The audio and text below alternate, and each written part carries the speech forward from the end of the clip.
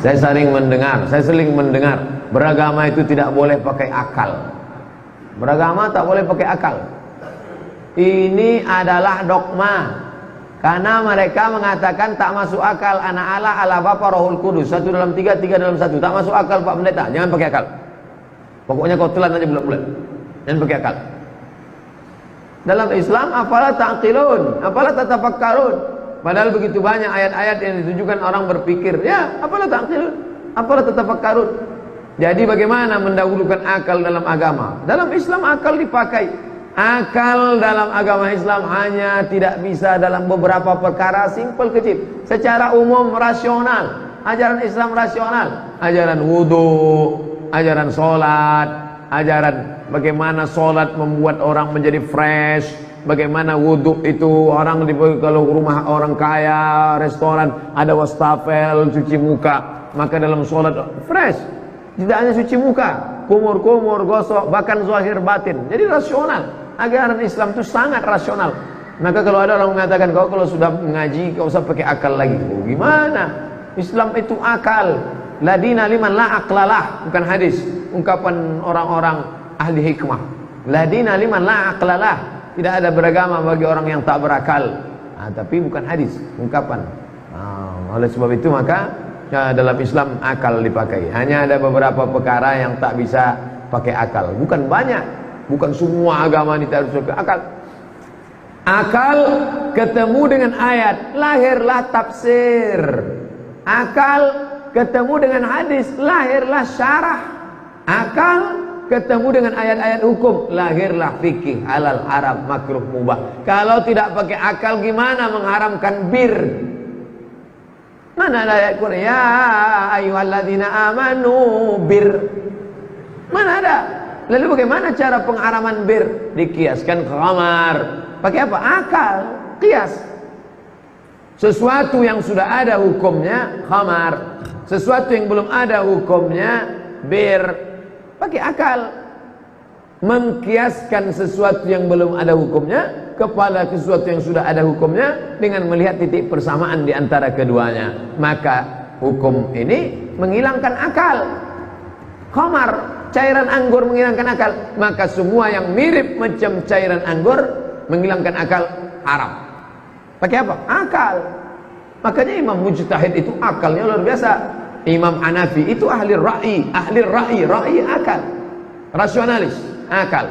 Tapi bedanya Islam wahyu di atas, akal nomor 2. Kalau Mu'tazilah akal di atas, wahyu nomor 2. Ahlus Sunnah wal Jamaah dah, akal nomor 2, wahyu di atas. Kalau berbenturan wahyu dengan akal, campakkan akal pakai wahyu. Wallahu a'lam bishawab.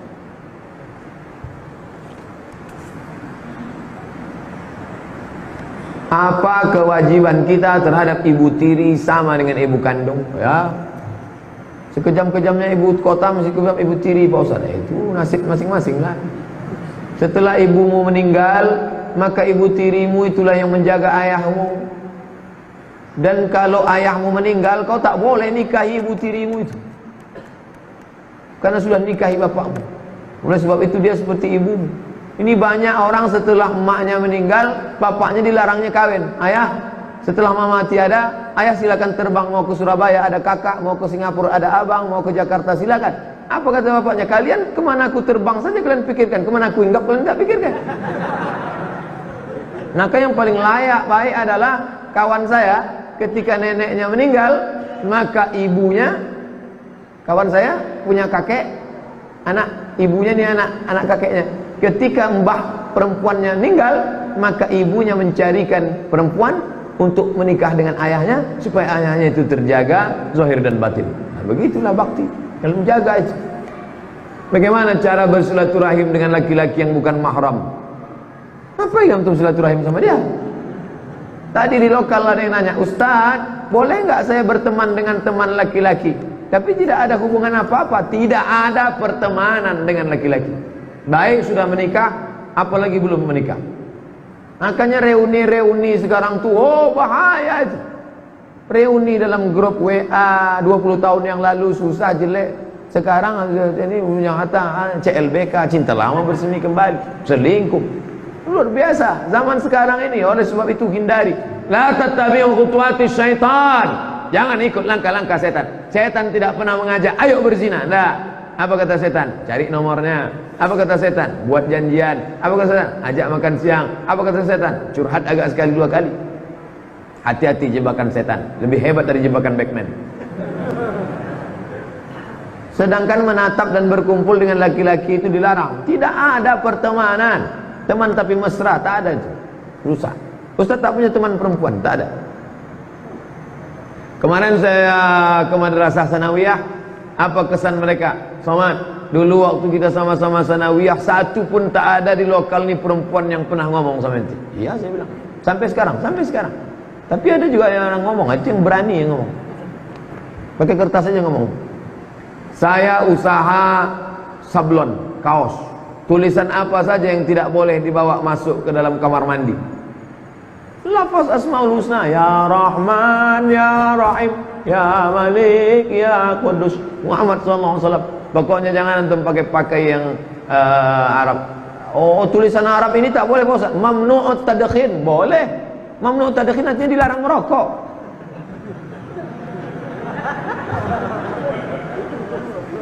Bukan semua yang tulisan Arab itu tak boleh masuk ke dalam. Apakah tulisan Allah Muhammad? Allah tak boleh. Muhammad tak boleh. Dan gambar Ka'bah menghinakan Ka'bah tak boleh. Boleh dibawa masuk. Jangan buat batik gambar Ka'bah. Ini buat batik gambar Ka'bah. Nanti masuk kamar nanti masuk WC. Ini simbol-simbol agama. Simbol. Buat Ka'bah agama sajadah. Injak kaki. Kita sendiri yang merendahkan. Oleh sebab itu buatlah sesuatu yang bermanfaat. Kalau mau buat sablon macam solat berjamaah 27 kali lipat dari solat sendiri. Mau? Banyak. Di Jogja tuh banyak sekali orang-orang. Saya dikasih jaket Born to Ride, Ride to Jannah. Mantap itu. Gerakan subuh berjamaah. Itu. Solatlah sebelum anda disolatkan. Tapi orang tak peduli. Sudah dekat mati, solatlah. Kata-katanya tajam. Dulu merokok dapat menyebabkan impotensi jantung. Orang tak peduli. Sekarang kata-katanya pedas. Merokok membunuh. Kabarnya nanti mau dirubah lagi. Matilah kau. Tajam kata-kata. Terima kasih segala perhatian. Mohon maaf segala kesilapan. Ala hadhihi niyyah wa kulli niyatin salihah. Al-Fatihah. A'udzubillahi minasyaitonir rajim. Bismillahirrahmanirrahim. Alhamdulillahirabbil alamin. Ar-Rahmanir Rahim. Maliki yaumiddin. Iyyaka na'budu wa iyyaka nasta'in. Ihdinas siratal mustaqim. Siratal ladzina an'amta 'alaihim ghairil maghdubi 'alaihim waladdallin. Amin. Allahumma 'allimna ma yanfa'una, ajarkan kami ilmu yang bermanfaat buat kami ya Allah. Wanfa'na bima 'allamtana, ilmu yang sudah kau ajarkan bagi kami bermanfaatlah untuk kehidupan kami ya Allah. Allahumma barik lana fi amwalina, berikan berkah pada harta yang kau titipkan pada kami. Wa azwajina wa auladina wa kulli ma ataitana, berikan berkah pada pasangan hidup, anak cucu, keturunan dan rezeki yang kau berikan pada kami ya Allah. Allahumma inna nas'alukal huda wat tuqa wal afafa wal ghina. Kami memohon kepada Engkau hidayah, ketakwaan, takut kepada Engkau dan berkecukupan. Allahumma aghnina bihalalika an haramik, cukupkan kami dengan yang halal sehingga kami terpelihara dari yang haram.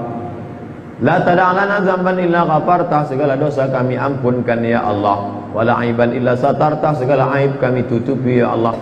Wala mumtahinan illa najahtah, yang akan kuliah selesai, yang akan wisuda, yang akan mencari kerja, maka luluskan, mudahkan baginya ya Allah. Wala aziban illa zawajtah, yang akan menikah, mudahkan urusan pernikahannya ya Allah.